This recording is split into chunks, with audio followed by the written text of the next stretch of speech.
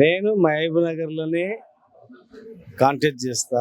మహబూబ్‌నగర్ జిల్లా అభివృద్ధి గురించి, మహబూబ్‌నగర్ జిల్లా పేదరికం పోవాలని, అగ్రికల్చర్ డెవలప్ చేయాలని, ప్రాజెక్టులు కట్టుకోవాలని, ఉపాధి కలపాలని, అక్కడ ఇండస్ట్రీస్ తేవాలని, ఎడ్యుకేషన్ ఇన్స్టిట్యూషన్ తేవాలని, హైదరాబాద్‌కి పోయే పని లేకుండా అక్కడనే ఉండాలని ఎంతోమంది హైదరాబాద్ నుంచి మహబూబ్‌నగర్ నుంచి హైదరాబాద్‌కి వచ్చి మార్గ మధ్యంలో అంబులెన్స్ చనిపోయిన సంఘటనలు కూడా చూసినా. అందుకే అక్కడ సూపర్ స్పెషాలిటీ హాస్పిటల్ కూడా అత్యాధునికంగా చేయాలని, మెడికల్ హబ్గా private hospital, government hospital medical hub చేయాలని తలంపుతో నేను 10 ఏళ్ళు కష్టపడ్డా. పార్కులు, ఇండస్ట్రీస్, గిన్నిస్ బుక్ రికార్డు కూడా తీసుకొచ్చిన.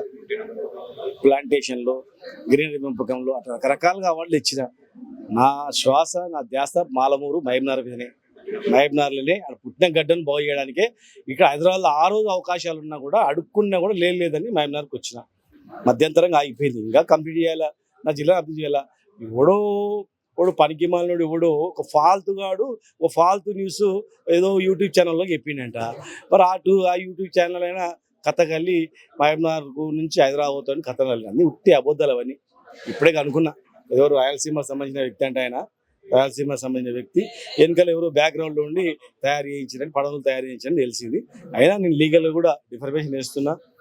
మా వాళ్ళందరూ కూడా కేసు ఫైల్ చేస్తున్నారు. దాని వెనకాల ఎవడున్నాడు, ఏం కథ అనేది కూడా అన్ని అక్కిపిస్తాం. ఇవాళ కాకపోతే రేపు బయట పెట్టిస్తాం. ఈ మధ్యలో మేము రైతుల గురించి కొట్లాడుతున్నాం, లేకపోతే బీసీల గురించి కొట్లాడుతున్నాం, వాళ్ళకి వ్యతిరేకంగా ఉన్న వల్ల, విద్యార్థుల గురించి మరి ఫీజు రియంబర్స్మెంట్ కొట్లాడుతారు నచ్చడం వల్ల. ఆ జిల్లాలో ఎవడు ప్రాజెక్టుల మీద కొట్లాడుతున్నాం.